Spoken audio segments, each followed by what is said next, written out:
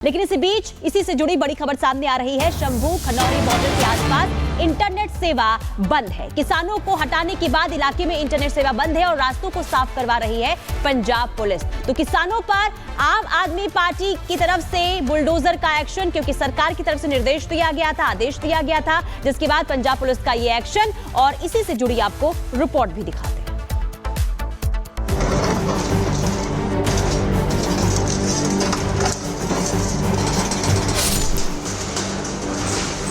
किसानों के तंबू उखाड़े, अस्थायी तंबुओं पर बुलडोजर चलाया, शंभू बॉर्डर को खाली कराया, कई किसानों को हिरासत में लिया गया। अब बॉर्डर से कंक्रीट के बैरिकेड्स हटाई जा रही हैं। इस शंभू बॉर्डर को पूरी तरह से खाली करवाया जाए, क्योंकि 7 दौर की बातचीत हो चुकी है, लेकिन बातचीत बेनतीजा रही। बातचीत बेनतीजा रहने के साथ ही सबसे बड़ी चुनौती ये थी कि कैसे इस हाईवे को जो है वो खोला जाएगा, कैसे इस पंजाब और हरियाणा को जोड़ने वाले इस हाईवे को दोबारा से सुचारू रूप से लाया जाएगा। इसकी स्ट्राइक शुरू हो चुकी है और कल पंजाब पुलिस देर रात तक एक्शन मूड में रही और अब हरियाणा पुलिस ने भी सीमेंटेड बैरिकेड्स जो बॉर्डर पर लगाए गए थे, उन सीमेंटेड बैरिकेड्स को हटाने की कवायद शुरू कर दी है। हरियाणा पंजाब के शंभू बॉर्डर को खाली कराने के बाद सीमेंटेड बैरिकेड्स तोड़े जा रहे हैं। इससे पहले कल देर रात किसानों के अस्थायी कैंप तोड़े गए थे। शंभू बॉर्डर पर ताबड़तोड़ एक्शन में जुटी ये पंजाब की पुलिस है। किसानों पर बुलडोजर एक्शन आप सरकार के निर्देश पर हो रहा है।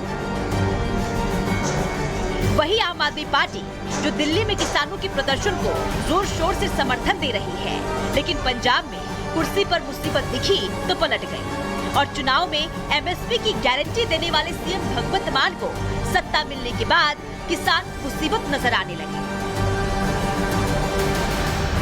बुधवार की शाम पंजाब पुलिस बुलडोजर लेकर शंभू बॉर्डर पहुंची और किसानों की टेंट उखाड़ दिए, पंखे तोड़ दिए, अस्थायी टिन शेड भी उखाड़ फेंके गए। जिसने भी बुलडोजर एक्शन का विरोध जताया, उन्हें जबरन उठाकर बसों में ठूस दिया गया, कुछ को हिरासत में लिया गया। शंभू बॉर्डर जैसे ही खनौरी बॉर्डर पर भी हालात नजर आए। कई मांगों को लेकर धरने पर बैठे किसानों को पंजाब पुलिस ने जबरन उठाकर धरना खत्म कराया। उनके अस्थायी टेंट को ढहा दिया गया। क्योंकि आप देख सकते हैं जो तमाम सीमेंटेड बैरिकेड से उनको तोड़ा जा रहा है, जो यहाँ पर अस्थायी कैंप बने हुए थे उनको पूरी तरह से तोड़ा जा रहा है और कोशिश यही है कि जल्द से जल्द इस पूरे रास्ते को दोबारा से चालू किया जाए। किसानों को रोकने के लिए लगाए गए सीमेंटेड बैरिकेड्स को तोड़ने के लिए पोकलेन मशीनों को लगाया गया है, ताकि हाईवे पर जल्द से जल्द आवाजाही शुरू हो सके। वहीं किसानों के साथ आप सरकार के ऐसे रवैये की कड़ी आलोचना भी हो रही है।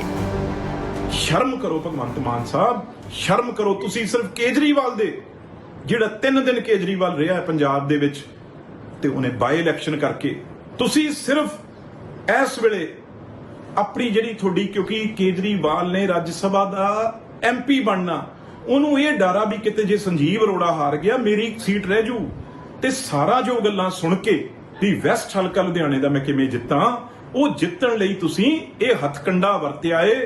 आज पंजाब के किसानों के ऊपर, आज पंजाब के ऊपर ये एक बड़ी विपदा का दिन है कि केंद्र सरकार से मिलकर, आज अमित शाह जी से मिलकर गए हैं हमारे मुख्यमंत्री, एक साजिश के तहत पूरी किसानी पे हमला पंजाब में किया जा रहा है। ये तो लगता है ये भगवंत मान का बिल्कुल मानसिक संतुलन पूरी तरह से बिगड़ गया है। वोटों के टाइम में ये भगवंत मान ने जाके इन सारे किसानों के पैरों को हाथ लगा के चुटकी में 5 मिनट में एमएसपी मैं दूंगा, मेरी सरकार बनाओ।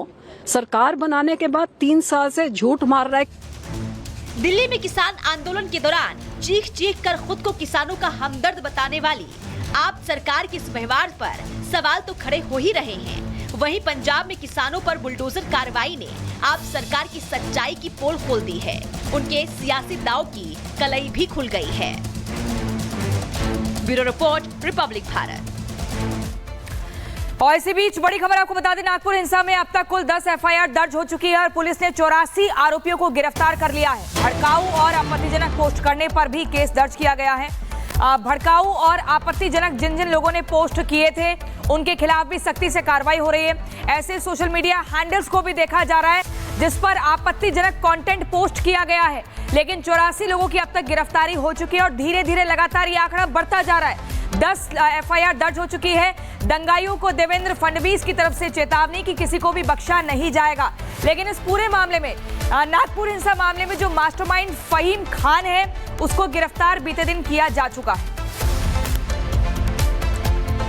और इस बीच नागपुर हिंसा का बांग्लादेश कनेक्शन भी सामने आया है, जहां पे बांग्लादेश से नागपुर की हिंसा को लेकर के भड़काऊ पोस्ट किए गए। नागपुर साइबर सेल की ओर से ऐसे कई पोस्ट की पहचान की गई है, एफआईआर दर्ज की गई है, कार्रवाई कर रही है पुलिस। साइबर सेल ने 97 भड़काऊ पोस्ट की पहचान की है। नागपुर पुलिस ने इस मामले की जांच के लिए 18 टीमें बनाई हुई हैं। 200 जो दंगाई हैं इनकी पहचान की गई है और इस मामले को लेकर के बाकायदे नागपुर पुलिस की ओर से, साइबर सेल की ओर से 18 टीमें बनाई गई हैं जो बांग्लादेश से किए गए पोस्ट की पहचान करेगी, पड़ताल करेगी और इसके बाद ये पोस्ट कौन कौन कर रहा है, कौन लोग ऑपरेट कर रहे थे इस पेजेस को, इसकी जांच करेगी। और इसी खबर पर विवेक हमारे साथ लाइव जुड़ चुके हैं। विवेक, ये हैरान कर देने वाली खबर सामने आ रही है, यानी कि जो हिंसा नागपुर में भड़की थी अब बांग्लादेश कनेक्शन इससे जुड़ता हुआ नजर आ रहा है। बिल्कुल, बांग्लादेश कनेक्शन की जो बात हो रही है उसे हम बिल्कुल स्पष्ट करना चाहते हैं कि जो आईपी एड्रेसेस हैं उनके तहत इसे ढूंढा जा रहा है, तलाशा जा रहा है, वहां तक पहुंचाया जा रहा है। आप इसे इस तरीके से समझिए कि कोई भी पोस्ट हम तक आता है और हम उसे शेयर कर देते हैं और वो फिर कई जगहों पर शेयर होता है। तो वैसे एड्रेस पर भी विशेष तौर पर निगाह है और बांग्लादेश से भी इससे कनेक्शन इसी वजह से जुड़ रहे हैं क्योंकि जो आईपी एड्रेसेस है वो बता रहे हैं कि वहां से भी चीजें पोस्ट की गई और यहाँ के लोगों ने भी उसे शेयर किया। फिलहाल जो ये चिट्टी स्पार्क चौक है उसे हम दिखा रहे हैं, अभी भी बैरिकेडिंग लगातार जारी है और जो व्यवस्था यहां पर जो शांति बहाल की थी अभी भी वही बनी हुई है। आखिर कब तक कर्फ्यू रहेगा इसके बारे में अभी कुछ भी कहना जल्दबाजी होगी, लेकिन इतना जरूर है कि यहां पर रहने वाले जो आसपास के जो लोग हैं, जितने भी लोग हैं, या पीछे का मोहल्ला हम आपको दिखाना चाहते हैं, जो भी लोग हैं वो खिड़कियों से देखते हैं और फिर हमसे ही सवाल पूछते हैं कि आखिर ये दुकानें कब खुलेंगी, क्योंकि अब इसे खुल जाना चाहिए। क्योंकि अगर इस चौक के अगर आप आगे निकलते हैं 500-1000 मीटर की दूरी पर तो आपको पता चलेगा कि पूरा इलाका जो है काम पे लगा हुआ है, नागपुर पूरी तरह से खुला हुआ है। लेकिन सबसे बड़ा सवाल यह है कि ये जो इलाका शिवाजी चौक का इलाका या फिर चिट्टी स्पार्क का जो चौराहा है ये कब खुलेगा, क्योंकि मस्जिद यही है और यहीं पर लगातार हम डटे हुए हैं। क्योंकि यहां पर जो आप तस्वीरें देख रहे हैं इसी मस्जिद पर, इसी जगह पर पोकलैंड मशीनों को आग लगाई गई थी, यहीं पर बड़ी मशीनें लगी हुई थी जो कंस्ट्रक्शन साइट पर थी और कुल मिलाकर पुलिस की जो चौकसी है अभी भी यहां पर बनी हुई है। जिस कनेक्शन की बात आप कर रही हैं और जिन एफआईआर की बात कर रही है लगातार अभी बढ़ेगा, क्योंकि रात दिन जो पुलिस है उन लोगों को ट्रेस कर रही है, उसकी संख्या 100-200 के भी पार जा सकती है क्योंकि उन मोहल्लों में, उन इलाकों में पुलिस जा रही है। और हम आपको बताएं कि इस रोड से जब आप सीधी की तरफ जाएंगे तो दाएं और बाएं जो मोहल्ले हैं उनमें भी पुलिस पहचान कर रही है सीसीटीवी फुटेज के आधार पर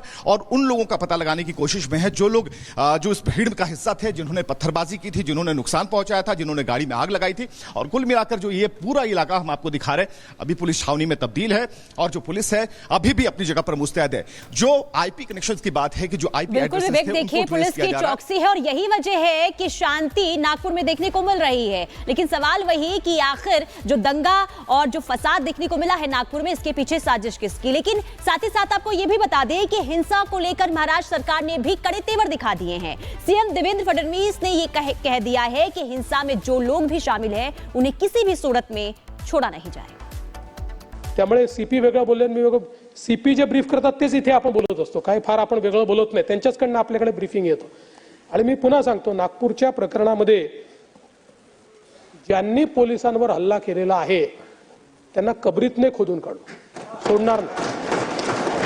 बाकी सगळ्या गोष्टी क्षम्य आहेत, पण पोलिसांवर हल्ला हा क्षम्य नाही। त्यामुळे त्यांच्यावर जी स्ट्रिक्टेस्ट कारवाई आहे ती कारवाई करून विविक्षित वेळेमध्ये त्यांच्यावर ही सगळी कारवाई केली जाईल। त्यामुळे 1992 नंतर नागपूरमध्ये कधीही दंगल झालेली नाही।